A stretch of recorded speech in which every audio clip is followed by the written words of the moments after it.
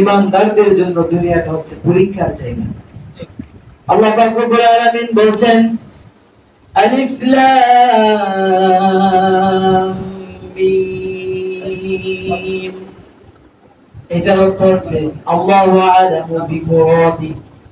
আলিফ লাম মিম হরফুল মুকাত্তাআত, এটা হচ্ছে এমন কিছু অর্থ রয়েছে যেটা হিকমতপূর্ণ অর্থ। দেখবেন দোকানদারেরা নিজেদের দোকানের জামার মধ্যে বা একটা কাগজের মধ্যে কোন একটা সাইডে একটা কোড লিখে দেয়, নির্দিষ্ট কোড লিখে না ভাই, নির্দিষ্ট একটা কোড লিখে শুধুমাত্র এই দোকানদারে যারা থাকে, দোকানদার বা কর্মচারী যিনি থাকে, ওনারাই শুধুমাত্র এই কোডটা বুঝে।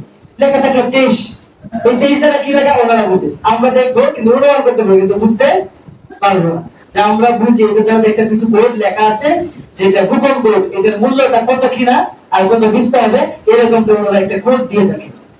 আল্লাহ পাক রব্বুল আলামিন রাসূল সাল্লাল্লাহু আলাইহি ওয়াসাল্লাম এবং আল্লাহর মধ্যে গুরুত্বপূর্ণ কিছু কথোপকথন হতো, যেগুলো জিবরাইল আলাইহিস সালামকে আল্লাহ পাক রব্বুল আলামিন জানান নাই।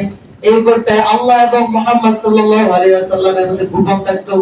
আলিফ লাম মিম, মুফাসসিরগণ এটা নিয়ে কোনো সময় ব্যাখ্যা করেন নাই। আল্লাহ এবং রাসূল সাল্লাল্লাহু আলাইহি ওয়াসাল্লামের গোপন বিষয় ওদের মধ্যেই থাক, এটা নিয়ে আমাদের বাড়াবাড়ি করার দরকার নেই। এর উপর আমরা আমল করব, বিশ্বাস রাখবো, এটাই যথেষ্ট। বিশ্বাস রাখবো যে আলিফ লাম মিম এটা হচ্ছে কোরআনের একটি অংশ, আমরা এতটুকু বিশ্বাস রাখবো। এরপরে আল্লাহ পাক রব্বুল আলামিন বলতেছেন আহাসিবান নাসু আন ইউতরাকু আন ইয়াকুলু আমান্না ওয়া হুম লা ইফতানুন। আহাসিবান নাস, মানুষ কি লিখে নিয়েছে, মানুষ কি হিসাব করে নিয়েছে, মানুষ কি ভেবে নিয়েছে সে বলবে আমান্না আমানা বিল্লাহ, যে আল্লাহ পাক রব্বুল আলামিনের প্রতি আমরা ঈমান এনেছি।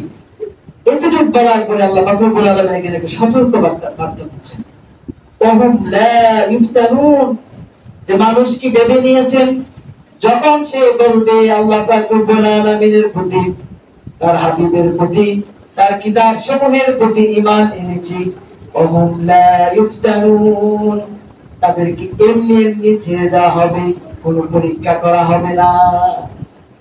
আল্লাহ পাক রব্বুল আলামিনের প্রতি ঈমান এনেছি, এই কথা আমরা সবাই বলি না, আমানতু বিল্লাহি ওয়া মালাইকাতিহি ওয়া কুতুবিহি, যে আমরা আল্লাহ পাক রব্বুল আলামিনের প্রতি ঈমান এনেছি, তার সকল কিতাবের প্রতি ঈমান এনেছি, তার সকল নবী এবং রাসূলগণের প্রতি ঈমান এনেছি।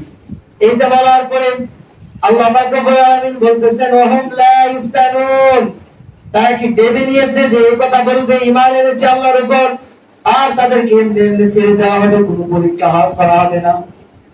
এরপরে আয়াতে আল্লাহ বলতেছেন ওয়ালাকাদ ফাতান্নাল্লাযীনা মিন ক্বাবলিহিম ফালায়া'লামান্নাল্লাহু আল্লাযীনা সাদাকু ওয়া লায়া'লামান্নাল কাযিবিন, যে আমি তাদের পূর্ববর্তীতে যারা এসেছিল, তাদের আগে যে সকল লোক এসেছিল, যে সকল নবীর উম্মত এসেছিল, তাদের সকলকে আমি পরীক্ষা করে নিয়েছি, কারা এই কথার উপর সত্যবাদী ছিল আর কারা এই কথার উপর মিথ্যাবাদী ছিল। ওয়ালাকাদ ফাতান্নাল্লাযীনা মিন ক্বাবলিহিম, যে তাদের সকল আগে যারা ছিল তাদের সকলকে আমি পুঙ্খানুপুঙ্খভাবে পরীক্ষা করে নিয়েছি এবং আমি দেখেও নিয়েছি যারা বলেছে আল্লাহ পাক রব্বুল আলামিনের প্রতি ঈমান এনেছি, এই কথা কি তারা শুধুমাত্র মুখে বলেছে নাকি এটা মিথ্যা কথা ছিল নাকি সত্য কথা ছিল, এটা আমি পরীক্ষা করে নিয়েছি। আল্লাহ পাক রব্বুল আলামিন কিভাবে পরীক্ষা করবেন এটা রাসূল সাল্লাল্লাহু আলাইহি ওয়াসাল্লাম হাদিসে কারীমের মধ্যে বলতেছেন, যখন কোন বান্দা বলবে আমানতু বিল্লাহ, আমি আল্লাহ পাক রব্বুল আলামিনের প্রতি ঈমান এনেছি, তার এই কথার যত ওজন থাকবে তার পরীক্ষা তত কঠিন হবে। সবচেয়ে বেশি পরীক্ষা কঠিন হয়েছিল আমাদের জাতির পিতা কে? ইব্রাহিম আলাইহিস সালাম, আমাদের জাতির পিতা মিল্লাতে আবিকুম ইব্রাহিম, যে মুসলিম মিল্লাত মুসলিম জাতির পিতা হচ্ছে একজন, তিনি কে? ইব্রাহিম আলাইহিস সালাম।